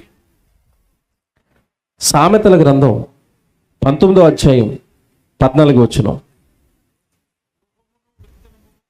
సామెతల గ్రంథం 19వ అధ్యాయం 14 వచ్చిన. గృహమును విత్తమును పితరులు ఇచ్చిన స్వాస్థ్యము. గృహము విత్తము అంటే గృహము అనగానే ఇల్లుండి, ఇక్కడ విత్తము అనగానే సిరి సంపద ఆస్తి. ఇవి పితరుల నుంచి మనకు వస్తాయి. మన నాన్నకి ఆస్తి ఉంటే మనకు వస్తుంది, మన నాన్నకి ఇల్లు ఉంటే మనకు వస్తుంది. పితరుల నుంచి వస్తాయి ఇవన్నీ. గృహము విత్తము పితరులు ఇచ్చిన స్వాస్థ్యము. అయితే సుబుద్ధి కలిగిన భార్య యెహోవా యొక్క దానము. చూసారా మాటలో రాశాడు. నీకు మంచి భార్య దొరికింది అంటే నీకు ఆస్తి తల్లిదండ్రుల నుంచి వచ్చిందేమో, నీకు గృహం తల్లిదండ్రుల నుంచి వచ్చిందేమో, కానీ సుబుద్ధి కలిగిన భార్య, దేవుడిని ఎరిగిన భార్య, వాక్యం ఎరిగిన భార్య నీకు వచ్చింది అంటే సుబుద్ధి కలిగిన భార్యట యెహోవా యొక్క దానము అన్నాడు. చూడండి, యెహోవా యొక్క దానం. కుమార్తెను నీకు దానం ఇచ్చాడు. ఏమండి, మీరు ఎక్కువగా ఒక పదం వింటారు, హైందవ సోదరుల వివాహాల్లో ఇది కనపడుతుంది. ఒక కార్యక్రమం ఉంటుంది వాళ్ళకి స్పెషల్గా. ఏం కార్యక్రమం? కన్యాదానం. విన్నారా? కన్యాదానం విన్నారా? అంటే మా కన్యకును మీకు దానం ఇస్తున్నాము, ఇక మీకు ఇచ్చేస్తున్నాము అన్నారు. ఈ పదం మనుషులది కాదండి. ఎవరన్నారు తెలుసా బైబిల్లో? మొదట దేవుడు అన్నాడు, నా కుమార్తెను నీకు భార్యగా దానం ఇస్తున్నాను. కొడుక జాగ్రత్త, నా కుమార్తెను నీకు భార్యగా దానం ఇస్తున్నాను, నా కుమార్తెను దానం ఇస్తున్నాను. కన్యాదానం చేసింది దేవుడు. అబ్రహాముకు తన కుమార్తె అయిన శారానిచ్చి కుమార్తెను దానం ఇచ్చాడు. కన్యాదానం చేసింది దేవుడు. అంటే ఆది తల్లిదండ్రులు మీరు ఆలోచిస్తే ఆదాము హవ్వమ్మను కన్యాదానం చేశాడు. ఏమంటే హవ్వమ్మను తయారు చేసి వివాహం చేసింది ఎవరు చెప్పండి? మొట్టమొదటి కన్యాదానం చేసింది ఎవరు? ఆదామును చేసిన తర్వాత హవ్వను చేసింది దేవుడే, తీసుకెళ్లి వివాహంగా జతపరిచింది దేవుడే. మొట్టమొదటి కన్యాదానం అంటే దేవుడు చేశాడు. కన్యనిచ్చాడు, అమ్మాయిని ఇచ్చాడు, నీకు భారీగా ఉంచు, మీరు చక్కగా వివాహం చేసుకోండి, మీరు పిల్లల్ని కానండి, నా ఉద్దేశాలు నెరవేర్చండి అని. ఇక్కడ ఆ రాయబడిన మాటలో ఉన్న ఆంతర్యం మీరు ఆలోచిస్తేనండి, సుబుద్ధి కలిగిన భార్య యెహోవా యొక్క దానము అంటే నా కుమార్తెను భార్యగా నీకు దానం ఇస్తున్నాను. ఎక్కడో పెరిగింది, తన కుటుంబం వేరు, ఆ కుటుంబంలో ఉండే అలవాట్లు వేరు, ఆ కుటుంబంలో ఉండే అభిరుచులు వేరు. ఇప్పుడు నా కుమార్తె నీకు భార్యగా నీ చేయి పట్టుకుని నీకు తోడుగా తన తల్లిని విడిచిపెట్టి, తండ్రిని విడిచిపెట్టి, తన తమ్ముడిని విడిచిపెట్టి, తన అక్క చెల్లెలను విడిచిపెట్టి, తన స్వగ్రామాన్ని విడిచిపెట్టి నీ వెనకొచ్చేస్తుంది. పురుషుడితో చెప్తున్నాడు ఈ మాట, నీ వెనకొచ్చేస్తుంది తన వారందరిని విడిచిపెట్టి. దానం, నా దానం ఇది, నీ వెనకొచ్చేస్తుంది, నీకు తోడుగా నీ ఇంట్లో ఉంటుంది, నీకు వండి పెడుతుంది, నీకు పరిచారం చేస్తుంది, నీకు పిల్లల్ని కంటది, నీ వంశాన్ని గొప్ప చేస్తుంది, నీ కొరకే తన జీవితం అంతా త్యాగం చేస్తుంది. కనుక భార్యను జాగ్రత్తగా చూసుకోండి భర్తలారా. నా కుమార్తెను నీకు దానం ఇస్తున్నాను. కన్యాదానం చేసింది దేవుడు. ఇప్పుడు చెప్తాను, జాగ్రత్తగా వినండి. వివాహం అనగానే ఏదో ఇటు కుటుంబం ఇటు పెద్దలు కూర్చొని పెళ్లి చేశారనుకున్నాం ఇంతకాలం. కాదండి. మంచి భార్య, వాక్యం తెలిసిన భార్య, వాక్యం తెలిసిన కుమార్తె నీకు భార్యగా నీకు తోడుగా వస్తుంది అంటే ఆ భార్యను నీకు దానం ఇస్తున్నది ఎవరట? దేవుడు. మర్చిపోకూడదు. ఇప్పుడు ఆనంద్కు ఏమండి చక్కగా చెల్లి సౌమ్యాన్ని ఇచ్చాడు అంటే ఇది ఎవరు చేసిన దానం చెప్పండి? ఆ కుమారుడికి ఎవరు చేసిన దానం? సుబుద్ధి కలిగిన భార్య యెహోవా ఇచ్చిన దానం. కన్యాదానం చేసింది ఎవరు? ఇప్పుడు బాగా ఆలోచించాలి. కుమారుడు మీకు కన్యాదానం చేసింది ఎవరు? ఇప్పుడు మా సేవకులు, మా దైవజనులు, బ్రహ్మయ్య గారండి, మా మామయ్య గారు అని అనకూడదు. వాక్యం తెలిసిన వాళ్ళు అనకూడదు. ఎవరిచ్చారు? ఇప్పుడు దేవుడిచ్చాడు. వివాహం చేసింది ఎవరు? ఇప్పుడు దేవుడే చేశాడు. మత్తయి సువార్త 19వ అధ్యాయం 6వ వచనం చూడండి. వివాహం ఎవరు జరిపిస్తున్నారో, పెళ్ళిళ్ళు ఎవరు చేస్తున్నారో, ఎవరు జతపరుస్తున్నారో ఎవడు మంచి మాట రాశాడు దేవుడు. మత్తయి సువార్త 19వ అధ్యాయం 6వ వచనం చూడండి. కాబట్టి వారికను ఇద్దరు కాక ఏక శరీరముగా ఉన్నారు కనుక, ఈ పదం చూసారా? దేవుడు జతపరిచిన వారిని మనుష్యుడు వేరుపరచకూడదు. మళ్ళా చెప్తున్నాను, దేవుడు జతపరిచిన వారిని మనుషుడు వేరుపరచకూడదు. జతపరిచింది ఎవరట? దేవుడు. మళ్ళా చెప్తున్నాను, ఇద్దరు జాగ్రత్తగా వినండి. ఆల్రెడీ పెళ్ళి అయిపోయిన వాళ్ళు కూడా జాగ్రత్తగా వినండి. దేవుడు జతపరిచిన వారిని మనుషుడు వేరు చేయకూడదు అంటే వివాహం ద్వారా మనల్ని ఇద్దరిని జతపరిచింది ఎవరు చెప్పండి? ఇప్పుడు పెళ్లి చేసింది ఎవరు? దేవుడు. ఇప్పుడు ప్రశ్న అడుగుతాను, మీరు జాగ్రత్తగా వినాలి. నా వైపు చూడండి అందరూ. దేవుడు జతపరిచిన వారిని మనుషులు వేరు చేయకూడదు. జతపరిచింది, మా ఇద్దరికి సంబంధాలు చూసింది, మా ఇద్దరికి వివాహం చేసింది, మా ఇద్దరి వివాహంలో తోడుగా ఉన్నది, మా వివాహానికి దైవజనులు నడిపించింది, మా వివాహం దైవజనుల ద్వారా సంఘం సమక్షంలో జరిపించింది. ఈ కార్యక్రమం అంతా చేసింది ఎవరు అంటే దేవుడు. మా ఇద్దరిని జతపరిచింది దేవుడు. భార్యలు భర్తలు జాగ్రత్తగా వినండి. జతపరిచింది దేవుడైనప్పుడు ఇద్దరిలో ఏదైనా సమస్య వస్తే ఇద్దరు వెళ్ళవలసింది ఎవరి దగ్గరికి? ఎవరి దగ్గరికి వెళ్ళాలి? దేవుడి దగ్గరికి వెళ్ళాలి. కానీ వీళ్ళిద్దరి మధ్యలో ఏదైనా సమస్య రాగానే, గొడవ రాగానే వీళ్ళిద్దరికి గుర్తొచ్చేది ఎవరు చెప్పండి? అమ్మాయికి మొట్టమొదటి గుర్తొచ్చేది ఎవరో తెలుసా? ఎవడరా ఈ పెళ్లి సంబంధం చూసింది? పెళ్ళిళ్ళు పేర ఎవరెంతకి? ఎవరు పట్టుకొచ్చారు ఈ సంబంధం? ఆయనకు ఫోన్ కొట్టు, డాడీ ఆయనకు ఫోన్ కొట్టు, మంచోడని చెప్పాడు, ఇదిగో సిగరెట్ కలుస్తున్నాడు, మంచోడని చెప్పాడు, ఇదిగో మందు తాగుతున్నాడు, మంచోడని చెప్పాడు, అప్పుడప్పుడు టీవీ చూస్తున్నాడు, బూతులు ఆడుతున్నాడు, మంచి కుమారుడు అని చెప్పాడు, ఇదిగో ఇక్కడికి వచ్చేసరికి అన్ని చెడు లక్షణాలు. ఆయనకు ఫోన్ కొట్టు. ఎవరికండి? పెళ్ళిళ్ళు చూసే మధ్యవర్తులు ఉంటారు కదండి, ఏదో బాగుంటారని వాళ్ళ మంచి మనసుతో చూస్తారండి. వాళ్ళకేం తెలిసి ఇవన్నీ లోపలే ఉన్నాయో? బయట చూస్తారు మంచి కుమారుడే, బయట చూస్తారు మంచి అమ్మయ్య, ఇద్దరు వివాహం చేస్తే కుటుంబం అవుతారు కదండి, వాళ్ళ మంచి ఉద్దేశంతో పెళ్లి చేస్తారు. ఆయనకి ఇక నిద్ర ఉండదండి ఈ పెళ్ళైన తర్వాత.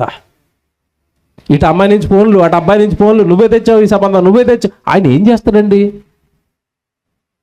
చెడిపోయిన వాళ్ళు ఎవరన్నా ఒకటి చేయాలని కోరుకుంటారా? ఎవరి జీవితాలైనా పాడు చేయాలని ఎవరైనా కోరుకుంటారా? కోరుకోరు కదా. అలా జరుగుతున్నప్పుడు జాగ్రత్తగా వినండి. అలా జరుగుతున్నప్పుడు జ్ఞానవంతురాలు, మళ్ళా చెప్తున్నాను, జ్ఞానవంతుడు ఒక్క వాక్యాన్ని జ్ఞాపకం చేసుకోవాలి. ఇదే వాక్యం. ఏది?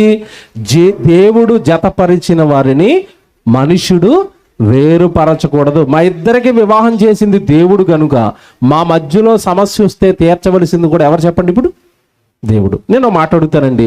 సమస్య మనుషుల దగ్గరికి పట్టుకెళ్తారు, మనుషులు అల్లరి చేస్తారు, గొడవలు చేస్తారు, లేదంటే పంచాయతీలు చేస్తారు, కానీ సమస్యను తీర్చగలరా మనుషులు? మీరు చెప్పండి. తీర్చలేరు. సమస్య దేవుడి దగ్గర పెడితే సమస్యను దేవుడు తీర్చగలడా? తీర్చలేడా? దేవుడు తీర్చలేని సమస్య ఉంటుందా? ఉండదు. కానీ దేవుడి దగ్గరకు వస్తారా వీళ్ళిద్దరు? రారు. అటు కుటుంబాన్ని ఇటు కుటుంబాన్ని, అటు పెద్దల్ని ఇటు పెద్దల్ని, ఎవడు కుటుంబాన్ని అంతా అల్లరి చేసుకుంటారండి. దేవుడు ఎంత మంచి మాటలు చెప్తున్నాడు చూసారా? జ్ఞానం ఉంటే ఇవన్నీ తెలుస్తాయి. మా ఇద్దరిని జతపరిచింది దేవుడు కనుక మాకు సమస్య వస్తే దేవుడే, మాకు కష్టం వచ్చినా దేవుడే, మాకు కుటుంబంలో సంతోషం వచ్చినా కూడా దేవుడే. మా కుటుంబం దేవుడిది, మాకు పెళ్లి చేసింది దేవుడు, నాకు భారీగా దానం ఇచ్చింది దేవుడు, సమస్తము దేవుడే. మా వివాహంలో సమస్తము దేవుడే. మాకు ఏది చేసినా దేవుడే చెయ్యాలి. సమస్య వచ్చినా దేవుడే, సంతోషం వచ్చినా దేవుడే. ఆయనతోనే మేము ఉంటాం, ఆయన దగ్గరే మేము ఉంటాం. ఏ కుటుంబం ఇంత ఆత్మీయంగా వాళ్ళ కుటుంబాలు దేవుడితో కలిసి కట్టుకుంటున్నారు? మీరు చెప్పండి. జ్ఞానం లేక, ఈ విషయాలన్నీ దేవుడు బైబిల్లో రాయించాడని తెలియక. సుబుద్ధి కలిగిన భార్య యెహోవా యొక్క దానము. జ్ఞానవంతురాలు తన ఇంటిని ఏం చేసుకుంటది? కట్టుకుంటది. ఇద్దరిని జతపరిచింది ఎందుకు తెలుసండి దేవుడు? ప్రసంగి గ్రంథం 4వ అధ్యాయం 9-10 వచనాలు జాగ్రత్తగా చదవండి, లేదా 10వ వచనం చదవండి డైరెక్ట్గా. ప్రసంగి గ్రంథం 4వ అధ్యాయము 10వ వచనం అండి. ప్రసంగి గ్రంథం 4వ అధ్యాయం 10వ వచనం అండి. వారు పడిపోయినను ఒకడు తన తోటివాడిని లేవనెత్తును, అయితే ఒంటరిగాడు పడిపోయిన ఎడల వానికి శ్రమయే కలుగును, వారిని లేవనెత్తువాడు లేకపోవును. ఇద్దరిని కలిపింది దేవుడు దేనికోసం అంటే ఒకరు పడిపోతే మరొకరు లేవనెత్తాలట. పడిపోవటం అంటేనండి లోక సంబంధమైన వాటిల్లో కదండి, పాపంలో పడిపోతే, దేవుడికి విరుద్ధమైన కార్యక్రమాలలో పడిపోతే, ఒకరు పడిపోతే మరొకరు లేవనెత్తాలట. ఇలాగా తన భర్తను కాపాడుకోవడానికి ప్రయత్నించిన ఒక స్త్రీ ఉంటుందండి బైబిల్లో. ఎంత మంచి ఆవిడో! ఆవిడను చూసండి ఒక దైవజనుడు నిజంగా ఆశ్చర్యపోయాడండి. ఆవిడ గుణానికి, ఆవిడ సుబుద్ధికి, ఆవిడ ఆలోచనలకి, ఆవిడ మాటలకి, ఆవిడ తీసుకున్న నిర్ణయానికి, ఆవిడ సమయస్ఫూర్తికి ఒక దైవజనుడు ఆశ్చర్యపోయాడు బైబిల్లో. బైబిల్లో నుండి ఒక స్త్రీ ఉంటుంది, జ్ఞానవంతురాలు, దేవుడికి భయపడిన స్త్రీ, దైవజనుడికి భయపడిన స్త్రీ, దైవజనుడి యొక్క ఏమండి యథార్థతను గుర్తించిన స్త్రీ. బైబిల్లో ఒక స్త్రీ ఉంటుందండి. పాత నిబంధనలో అబీగయిలోని ఒక స్త్రీ ఉంటుంది, సుబుద్ధి కలిగిన భార్య. నాబాలు తన భర్త ఏమన్నా నిజంగా వాళ్ళ చరిత్ర గురించి దేవుడు మాట్లాడుతూ బైబిల్లో అంటాడు, నిజంగా ఆవిడ గురించి ఇస్తున్న సాక్ష్యం, భర్త గురించి ఇస్తున్న సాక్ష్యం మీరు రెండు ఒకసారి బైబిల్లో చూస్తే, సమూయేలు మొదటి గ్రంథం 25వ అధ్యాయం మొదటి 2 వచనాలు మీరు చూడండి. సమూయేలు మొదటి గ్రంథం 25వ అధ్యాయం 2వ వచనం ఒకసారి జాగ్రత్త చదవండి. ఏమండి ఈ చరిత్ర చాలా అవసరం. ఒక కుటుంబం నిలబడడానికి ఒక స్త్రీ కానీ ఒక పురుషుడు కానీ ఎలా ఆలోచించాలో నిజంగానండి వీళ్ళిద్దరి జీవితాన్ని మనం ఆలోచించినప్పుడు అండి ఆ కుటుంబం బాగుండాలంటే ఇలాగుండాలా అని మీకు అర్థమవుతుంది. సమూయేలు మొదటి గ్రంథం 25వ అధ్యాయం 2వ వచనం చదవండి ఒకసారి.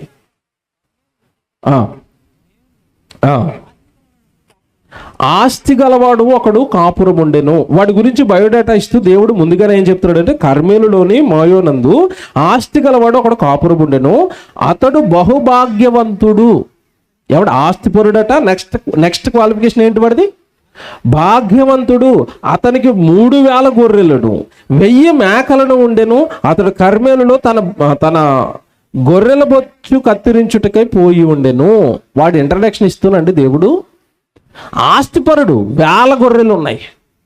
సహజంగానండి ఈరోజు వివాహం చేసుకోవాలి లేదా వివాహం చేయాలనుకున్నప్పుడు ఈరోజు చాలా మంది వెతుక్కుంటున్నది ఏంటి చెప్పండి? అవతల వాళ్ళ నుంచి వెతుక్కుంటున్నది ఏంటి?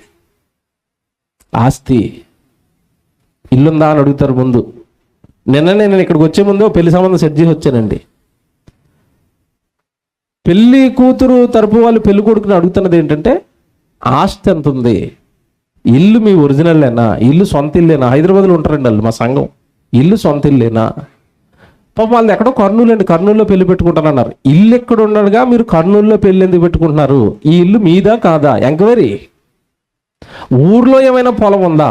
ఊర్లో ఏమైనా ఆస్తి ఉందా? ఏమన్నా అబ్బాయి బైబిల్ వచ్చా? అబ్బాయి ఎప్పుడైనా ప్రార్థన చేస్తాడా? అబ్బాయి సరిగ్గా గుడికి వస్తాడా? ఒక్కరు అడగట్లేదండి అమ్మాయి తరపులు. ఒక్కరు అడగటం లేదు, ఏం అడగటం లేదు. కానీ ఉద్యోగం ఎంత, జీతం ఎంత, ఇల్లు ఒరిజినల్లేనా, పొలం ఏమైనా ఉందా, పెళ్ళి ఎక్కడ చేస్తారు, అక్కడ ఎందుకు చేస్తున్నారు, ఇక్కడ ఎందుకు చేయరు? ఎవడు వచ్చిన వాళ్ళలో ఒక్కడైనా ఆత్మీయతకు వాక్యానికి సంబంధించిన ఒక్క ప్రశ్న అడుగుతారేమో చూశానండి. అసలు ఒక్కరుగా నేను అక్కడే ఉన్నాను. పోను దైవజనుడు ఉన్నప్పుడు ఏమంటే ఇతను మీ గుడికి సరిగా వస్తాడా అని ఒక్కడ అడగట్లేదండి. అవన్నీ మాకెందుకు? మాకేముండాలి? ఆస్తి ఉండాలి. ఇప్పుడు వీడికి ఏముంది చెప్పండి? నాబాలు వీడి పేరు, వీడికి ఏముంది? బాగా ఆస్తి ఉంది. టక్కమని ఈ సంబంధం కనుక మన పిల్లకి వచ్చి ఉంటే మనం ఏం చేస్తాం చెప్పండి? వెంటనే బాగా ఆలోచించుకోండి. ఇంత భాగ్యవంతుడు, ఇన్ని 1000 గొర్రెలు ఉన్నవాడు, ఇంత ఆస్తి ఉన్నవాడు, మన పిల్లకి సంబంధం వచ్చింది అనుకోండి, వెంటనే కళ్ళు మూసుకుని అమ్మో మరలా రాదండి అమెరికా సంబంధం అట. అక్కడ వాడు చంపేసినా పర్వాలేదు, అమెరికా తీసుకెళ్ళి. ఈరోజు మనుషులు చూస్తున్నది అదే కదండి. నాబాలు మంచి ఆస్తిపరుడట, ధనవంతుడట, భాగ్యవంతుడట, గొర్రెల యొక్క బొచ్చు కత్తిరించడానికి వెళ్ళిపోయాడట. ఇప్పుడు ఆయనకు జతపరచబడిన అబీగైలు భార్య గురించి పరిచయం చేస్తాడు తర్వాత మాటలో. ఏమండి అతని పేరు నాబాలు, అతని భార్య పేరు అబీగైలు. అతని భార్య ఉందట, ఆవిడ పేరేటట అబీగైలు. ఈ స్త్రీ బుద్ధి గలదై. చూసారండి దేవుడు ఇస్తున్న ఏమండి ఆ మాట, ఆవిడ గురించి దేవుడు ఇస్తున్న సాక్ష్యం ఏంటట? ఆవిడకి ఏముందట? బుద్ధి గలదై. అబీగైలు బుద్ధి గలది, రూపసి అయి ఉండెను. అయితే చర్యలను బట్టి చూడగా నాబాలు మోటువాడును దుర్మార్గుడనై ఉండెను. అతడు కాలేబు సంతతివాడు. చూసారండి ఇప్పుడు వివాహం ఎలా జరిగింది చూసారా? ఎవరెవరికి జరిగింది చూసారా వివాహం? ఆస్తి ఉంది, సిరుంది, సంపద ఉంది, కానీ మనసు ఎలా అంటాడట? మోటువాడు, దుర్మార్గుడు. జతపరచబడిన అమ్మాయి ఎలాంటిదట? రూపసి, పైగా బుద్ధిమంతురాలు. నిజంగానండి ఆ భర్తను మార్చుకోవడానికి, ఆ భర్తను కాపాడుకోవడానికి నిజంగా బుద్ధిమంతురాలు, జ్ఞానవంతురాలు పడిన ప్రయాసం మీరు ఈ అధ్యాయం అంతా చదివితేనండి చాలా బాగుంటుందండి. ఈ అబీగైల్ అనే స్త్రీ తన కుటుంబాన్ని కాపాడుకోవడానికి, తన భర్తను కాపాడుకోవడానికి నిజంగా ఈవిడ చేసిన ప్రయత్నాలండి. ఈవిడ గురించి దేవుడిచ్చిన సాక్ష్యం, ఈవిడ గురించి దావీదు అనేది ఒక దైవజనుడు ఇచ్చిన సాక్ష్యం మామూలుగా ఉండదు. ఈవిడ గురించి వీడు ఆస్తి ఉంది. వీడి ఆస్తి అప్పట్లో తెలుసు కదండి, గొర్రెలు మేకలు, ఇది కదండి ఆస్తి. వాడి ఆస్తి అంతా అడవుల్లో ఉండేది. అప్పటికి సౌలు తరుముతున్నాడు. దావీదును తరుగుతున్నప్పుడు వీడి ఆస్తి ఎక్కడైతే ఉందో దావీదు అక్కడే ఉన్నాడు. అడవుల్లోనికి వస్తున్న తన ఆస్తిని అంతటిని కూడా తన దగ్గర ఉన్న పని వాళ్ళతో కాపలా పెట్టి మరి దావీదండి వీడి ఆస్తిని కాపాడుతాడు. జాగ్రత్తగా ఏం జరిగిందో తెలిస్తే కానీ ఆవిడ ఎలాంటి జ్ఞానం చూపించిందో మీకు అర్థమవుతుంది. దావీదు తన పనివారిని పెట్టి ఈ నాబాల్ అనేవాడు ఆస్తిని కాపాడుతాడు. గొర్రెలు కానీ మేకలను కానీ తన పని వాళ్ళకి అవసరమైనవన్నీ ఇస్తాడు, తిండి పెడతాడు. ఏమంటే చాలా క్షేమంగా చూసి దావీదు మంచోడు కదండి, వాక్యం తెలిసిన వాడు కదా, పరాయి వాళ్ళకి సహాయం చేయాలన్న మనసుతో ఉండి వాడి మందలన్నింటినీ కాపాడుతాడండి. వాళ్ళ పని వాళ్ళకి తోడుగా ఉంటాడు, వాడి ఆస్తికి తోడుగా ఉంటాడు. ఒకానొక సందర్భంలో దావీదుకి అవసరం పడింది, కొంచెం డబ్బులో తిండో అవసరం పడి వాడి దగ్గరికి కబురు పంపిస్తాడు, నాబాలు దగ్గరికి తన పని వాళ్ళని ఇచ్చి పంపిస్తాడు. ఏమండి దావీదు గారు, నాబాలు గారు, మేము మీ ఆస్తిని అంతా కాపాడేమో, మీ ఆస్తిని అంతా మీకు తోడుగా ఉన్నాం, కావాలంటే మీ పని వాళ్ళని అడగండి. ఇప్పుడు మా యజమానుడు మీ వలన ఏదైనా సహాయం దొరుకుతుందేమో అని పంపించండి. ఎందుకంటే మేము సౌలు వలన తరమబడి అడవుల్లో ఉంటున్నాం కదా, మాకు కొంచెం పోషణ ఇబ్బందిగా ఉంది. మీకు ఉపకారం చేశాం కదా, మీకు మేలు చేశాం కదా, మీ వలనైన సహాయం మాకు చేయండి అని ఒక మంచి ఏమండి సమాధానంతో దావీదు తన పరివారిని ఈ నాబాల్ దగ్గరికి పంపిస్తాడు. వీడు మూర్ఖుడండి, చాలా మూర్ఖుడు. ఏమన్నాడు తెలుసా రిప్లై? నేనెందుకు సహాయం ఇవ్వాలి? ఇలా యజమానుడి దగ్గర నుంచి పారిపోయిన దాసులు చాలా మంది ఉన్నారు. అంటే దావీదుని హేళన చేశాడంటే, సౌలు అనే యజమానుడి దగ్గర నుంచి పారిపోయి కొండల్లో గుట్టల్లో బ్రతుకుతూ నేను నీకు సహాయం చేయాలా, ఎవడవు నువ్వు అన్నట్టుగా మాట్లాడాడు దావీదు గురించి. చాలా కించపరిచి నీచంగా దావీదును అవమానించి తన పని వాళ్ళు ఎదుట పంపిస్తాడండి. వచ్చి దావీదుతో చెప్పారు, నాబాల్ ఇలా అన్నాడండి, మిమ్మల్ని అవమానపరుస్తున్నాడు అనేసరికి దావీదు అంటాడు, ఎంత పని చేశాను, వాడికి ఎంత సహకారం చేశాం, వాడికి ఎంత మేలు చేశాం, ఇక వాడిని క్షమించను నేను అని చెప్పి తన దగ్గరున్న 400 మందిని యుద్ధానికి సిద్ధం చేశాడు. నాబాలును తన కుటుంబాన్ని మొత్తం సర్వనాశనం చేయడానికి యుద్ధానికి వెళ్తున్నాడు దావీదు, నాబాలు నాశనం చేయడానికి. ఈ లోపండి అక్కడ నాబాలు పని వాళ్ళలో ఒక పనివాడు వచ్చి అబీగైల్తో చెప్తాడు ఈ విషయం. అమ్మా, మన యజమానుడి గురించి మీకు తెలుసు కదా, ఈ నాబాలు మూర్ఖుడు, త్రాగుబోతాడు, తాగుతూనే ఉంటాడు, ఎప్పుడు త్రాగుబోతాడు. ఈ త్రాగుబోతాడు మనకు ఉపకారం చేసిన మన మందలకి తోడుగా ఉన్న దావీదు మీద తిరగబడ్డాడు, దావీదుకు కోపాన్ని రేపాడు. ఇప్పుడు దావీదు మనల్ని అందరినీ చంపడానికి తన సైన్యాన్ని వేసుకుని మన మీదకే వస్తున్నాడు అనేసరికి, ఏమన్నా ఇందాక చెప్పాను కదా, ఈవిడి గురించి దేవుడు ఇచ్చిన సాక్ష్యం ఏంటి? ఆవిడ ఎలాంటి క్యారెక్టర్ అట? బుద్ధి కలిగిన భార్య. వెంటనే సమయస్ఫూర్తితో ఇప్పుడు ఏం చేస్తుందంటేనండి, అమ్మో దావీదు చిన్న సహాయం అడిగితే నా భర్త ఇలాంటి పని చేశాడనని నిజంగానండి ఆవిడ సిద్ధం చేసినవి మీరు చూస్తేనండి, ఒక స్త్రీ అయ్యి ఉండి 14వ వచనానికి వెళ్ళేసరికి మీకు చాలా మంచి మాటలు ఉంటాయి. తర్వాత చదువుకోండి, 14వ వచనం రాసుకోండి, 25, 14, 25, 18 చదివితే 200 రొట్టెలు తయారు చేస్తుందండి అప్పటికప్పుడు. చూడండి ఈవిడ ఎంత మంచి బుద్ధితో వెళుతుందో చూడండి దావీదుని ఎదుర్కోవడానికి. 200 రొట్టెలు ఆవిడ తయారు చేసినవి చెప్తున్నాను, 2 ద్రాక్ష తిత్తులు, 5 గొర్రెల మాంసం, 5 మానికలు వేయించిన ధాన్యం, 100 ద్రాక్ష గెలలు, 200 అంజూరపు అడలు, ఇవన్నీ మొత్తం సిద్ధం చేసుకునండి. ఈ చిన్న సహాయం అడిగితేనే కదా దావీదు మనం ఏమండి నా భర్త ఇలా చేశారని ఇవన్నీ సిద్ధం చేసుకుని తిరిగి దావీదుని ఎదుర్కోవడానికి వెళుతుంది. దావీదుని ఎదుర్కోవడానికి వెళ్ళి దావీదు ఎదురుపడగానే ఆవిడ పలికిన మాట ఏంటో తెలిసండి. ఒక్కసారి ఆ మాట చదవండి, ఎంత బాగుంటుందో. 23వ వచనం చూడండి, 23 సమూయేలు మొదటి గ్రంథం 25వ అధ్యాయము 23వ వచనం.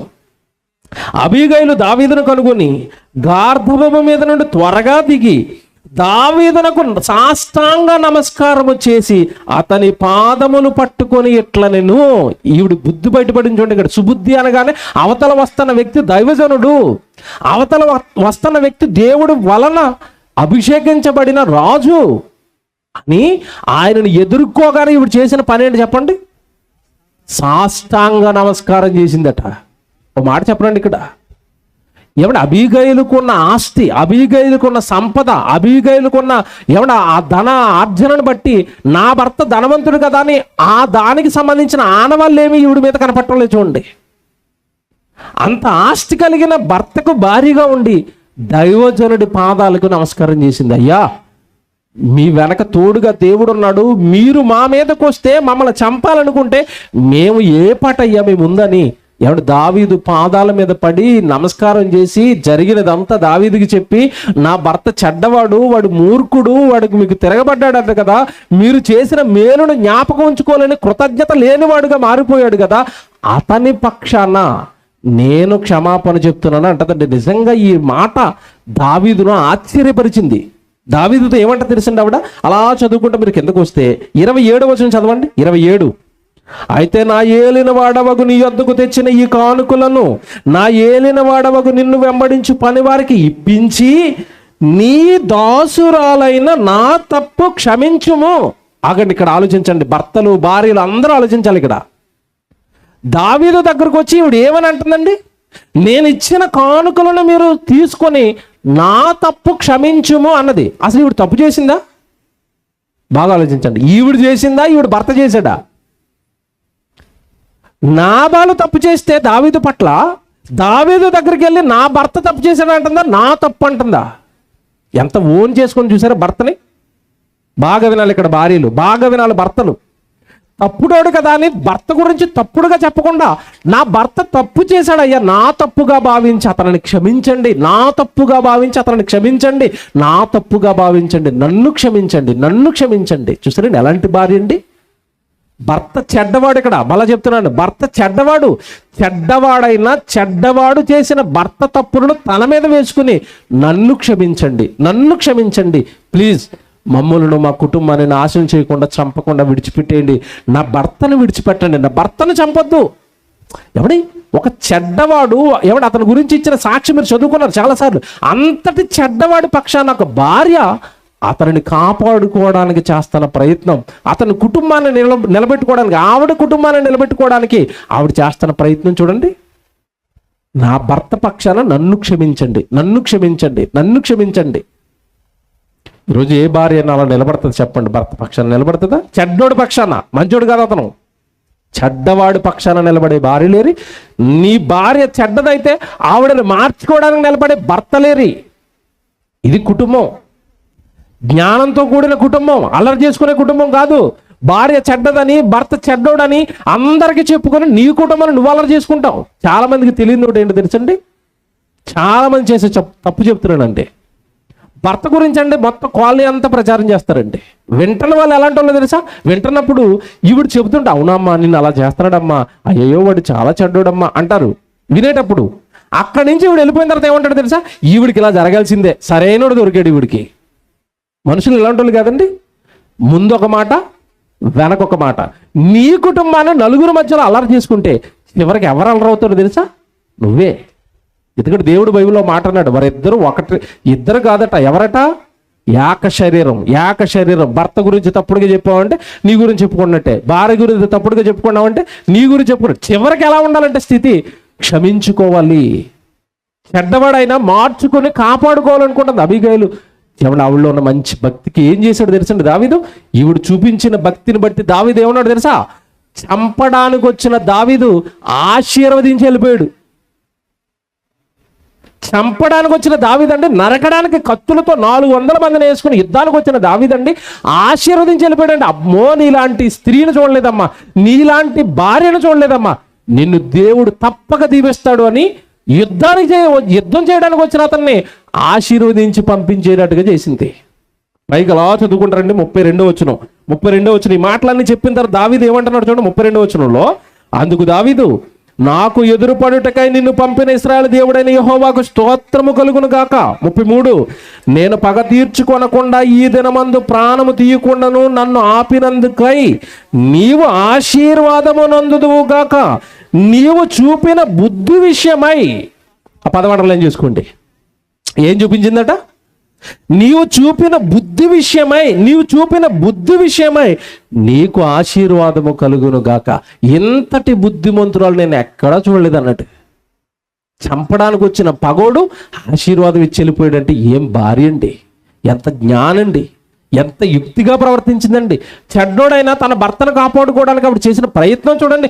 ఎవడు యుద్ధానికి వస్తున్న యుద్ధ శూరుడైనా కత్తి పట్టాడంటే 10,000 మందిని నరికే దావీదుకు ఎదురెళ్ళిందంటే మీరు ఆలోచించండి. ఆవిడ ధైర్యం, భర్తను కాపాడుకోవాలన్న ఆవిడ సాహసం, భర్త తప్పును తన మీద వేసుకుని నన్ను క్షమించండి అని భర్త ఏమండి తప్పు చేసిన దానిగా ఒక దైవజనుడు ముందు నిలబడే వ్యక్తిత్వం.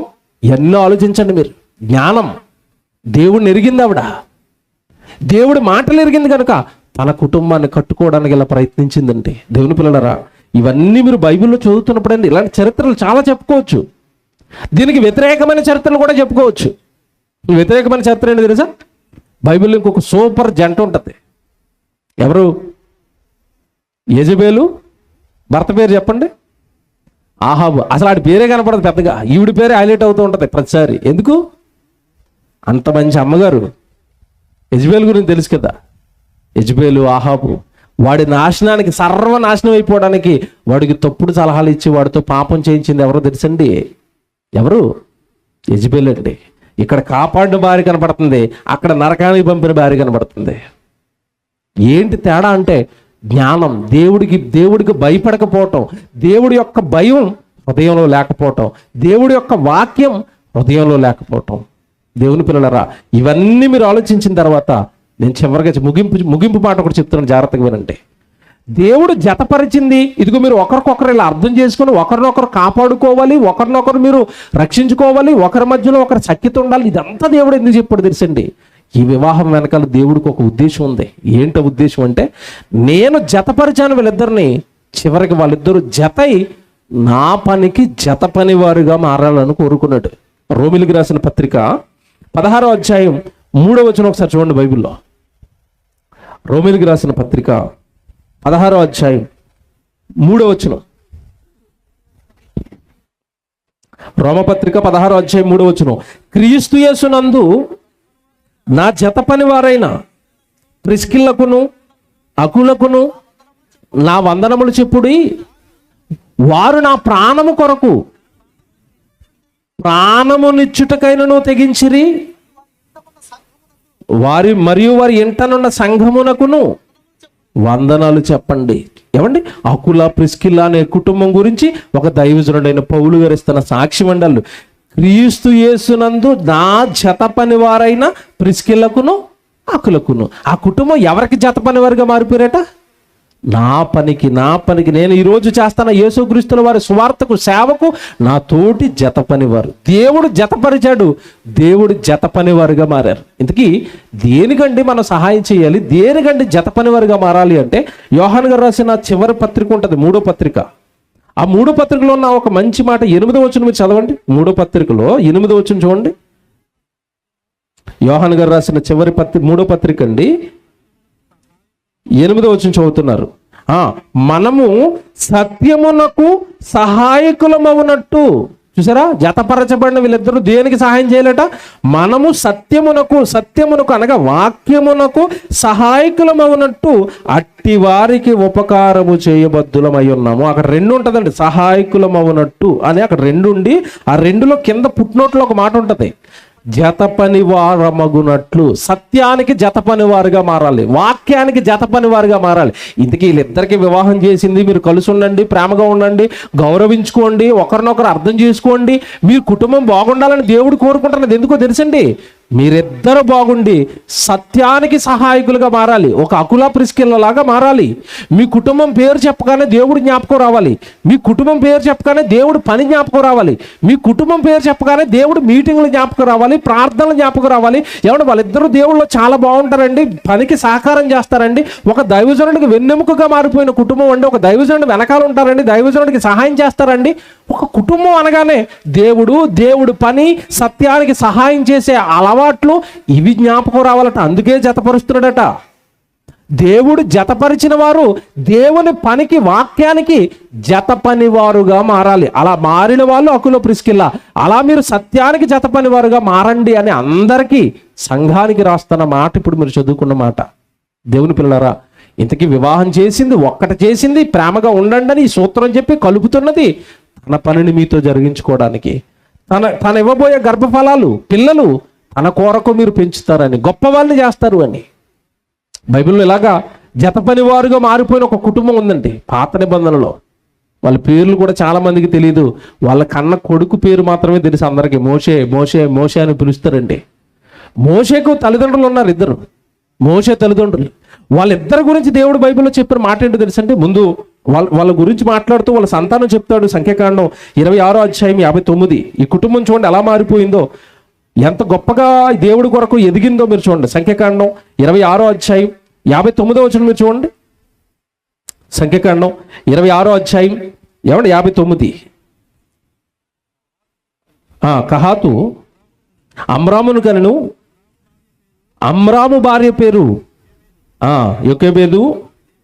ఆమె లేవి కుమార్తె. ఐగుప్తులం లేవికి పుట్టెను.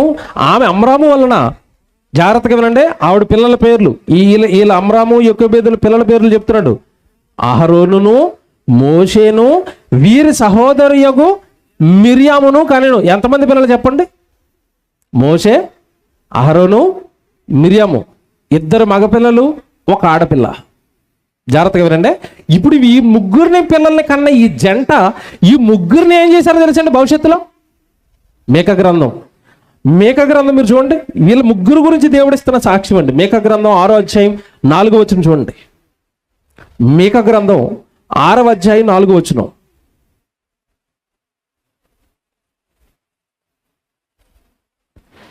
మీకా గ్రంథం 6వ అధ్యాయం 4వ వచనం. ఐగుప్తు దేశములో నుండి మిమ్మల్ని రప్పించి తిని, దాస్య గృహములో నుండి మిమ్మల్ని విమోచించి తిని, మిమ్మల్ని విడిపించుటకై. ఎవడు ఇశ్రాయేలుతో చెప్తున్నాడు ఈ మాట దేవుడు. ఇదిగో మీరు దాస్య గృహంలో ఐగుప్తులో ఉన్నప్పుడు మిమ్మల్ని విడిపించుటకై మోషే, అహరోను, మిర్యాములను పంపి తిని. అంటే ముగ్గురు ఎలా మారిపోయారు చెప్పండి? ఇప్పుడు వీళ్ళు సత్యానికి సహాయకంగా, దేవుడి పనికి సహాయకంగా, నేను ఐగుప్తు దేశంలో నుండి ఇశ్రాయేలైన నా ప్రజలను, నా పిల్లల్ని విడిపించడానికి దైవజనుడిగా మోషే, సహకారిగా అహరోను, చివరికి మిర్యామును కూడా ప్రవక్తిగా వాళ్ళకి ఇచ్చాడు. అంటే వీళ్ళ ముగ్గురిని దైవజనులుగా మలిచింది, దేవుని సేవకు అప్పగించింది ఎవరు చెప్పండి? ఇప్పుడు అమ్రము, యోకేబేతు. ముగ్గురు పిల్లలు, ముగ్గురు దైవజనులే, ముగ్గురు సేవలోనే ఉన్నారు, ముగ్గురు దేవుడికి ఉపయోగపడ్డారు. ఎందుకు ఈ కుటుంబం ఎంత ఉన్నతంగా ఎదిగింది? ముగ్గురు పిల్లలు ఎందుకు దైవజనులు అయ్యారు అంటే ఆ కుటుంబం పట్ల దేవుడి కృప. ఇది నిజంగానండి. ఈవిడ చరిత్ర మీరు ఆ యోకేబేతు చరిత్ర చదువుతుంటే చాలా ఆశ్చర్యం వేస్తుందండి. ప్రతి స్త్రీకి, ప్రతి తల్లికి ఆవిడ జీవితం చాలా ఆదర్శం అండి. పిల్లల్ని దేవుడి కోసం పెంచుకునే టైంలో వాళ్ళ పరిస్థితులు అసలు బాగోలేదు. ఐగుప్తు దేశంలో బానిసత్వంలో ఉన్నారు. మోషే పుట్టినప్పుడు మోషేని చంపేయడానికి వెతికారు. మోషేను చాలా దారుణంగా దాచింది మీకు తెలియదుగా. జమ్ముపేటలో పెట్టి నైల్ నదిలో విడిచిపెట్టి అలాగ మోషే మళ్ళీ పెంచడానికి తానే తల్లిగా వెళ్ళి చిన్ననాటి నుండి ఉగ్గుపాలతో ఐగుప్తీయుల గురించి, ఇశ్రాయేల్ గురించి ఏమంటే ఆ రోజు చక్కగా నేర్పించి, దేవుడు మన వెనకున్నాడు, దేవుడు మనకు తోడుగా ఉన్నాడు, ఇది మన జనాంగం, ఐగుప్తీయులంతా ఇశ్రాయేల్ అంతా ఏమండి వీళ్ళ ఐగుప్తీయులు బానిసత్వంలోకి వెళ్ళిపోయారు పిల్లలు అని హెబ్రీయులు అని పిలుస్తారు. అక్కడ ఎంత బాగా దేవుడి గురించి నేర్పింది అంటే చిన్ననాటి నుండే యోకేబేదు మోషేను దైవజనుడిగా నిలబెట్టింది. తన వెనకలు వచ్చిన అహరోను దైవజనుడు అయిపోయాడు. ఎవడు కుమార్తె ప్రవక్తి అయిపోయింది. చూసారండి వాళ్ళ కుటుంబం ఎంత దీవించబడ్డదంటే, దేవుడి పనికి ఎంత సహకారంగా నిలబడిందండి ఆ కుటుంబం. ముగ్గురు పిల్లలు దేవుడి సేవకే ఉపయోగపడ్డారు. నేను చివరిగా మాట చెప్తాను. బైబిల్లో దేవుడు మాట చెప్పాడు, మీ అందరికీ తెలిసిన మాట. తండ్రి ఏది చేయుట కుమారుడు చూచునో దానిని తప్ప మరి ఏది కూడా మనం ప్రార్థన చేస్తే మన పిల్లలు ప్రార్థన చేస్తారు. మన వాక్యం చెప్తే మనల్ని ఏమంటే తన తండ్రి వాక్యం చెప్తుంటే కింద ఉన్న పిల్లలు మా నాన్న చాలా బాగా దేవుడి గురించి చెప్తున్నాడు, నేను దేవుడి గురించి చెప్పాలని ఆశ కలుగుతుంది. మీరు దేవుడి పనికి ఇవ్వటం అలవాటు చేస్తున్నారు అనుకోండి, అమ్మో మా నాన్న ఎంత ఇస్తున్నాడు అంటే నేను కూడా దేవుడి పనికి ఇవ్వాలి. పిల్లల్లోనండి మనం ఏం చేస్తామో పిల్లల్లో అదే కలుగుతుందండి. కనుక ఈ కుటుంబాలను కడతన్నది, ఈ కుటుంబాలకి సూత్రాలు చెప్పి మీరు జాగ్రత్తగా ఉండమని చెప్తున్నది తన పనిని జరిగించుకోవడానికి. మళ్ళీ చెప్తున్నాడు, తన పనిని జరిగించుకోవడానికి దేవుడే ఈ వివాహం అనే వ్యవస్థను ప్రవేశపెట్టి పిల్లల్నిచ్చి మీరు మీ పిల్లలు నా కోసం బ్రతకండి అని చెప్తున్నాడు. కనుక ఈ ప్రసంగం విన్న మీరు అందరూ ఒకసారి అబిగేల్ జ్ఞాపకం చేసుకోనండి. తన కుటుంబాన్ని కట్టుకోవడానికి ఆవిడ పడిన ప్రయాస జ్ఞాపకం చేసుకోనండి. దేవుడి కోసం మీరు మీ కుటుంబాలు ఇలాగే ఆలోచించండి.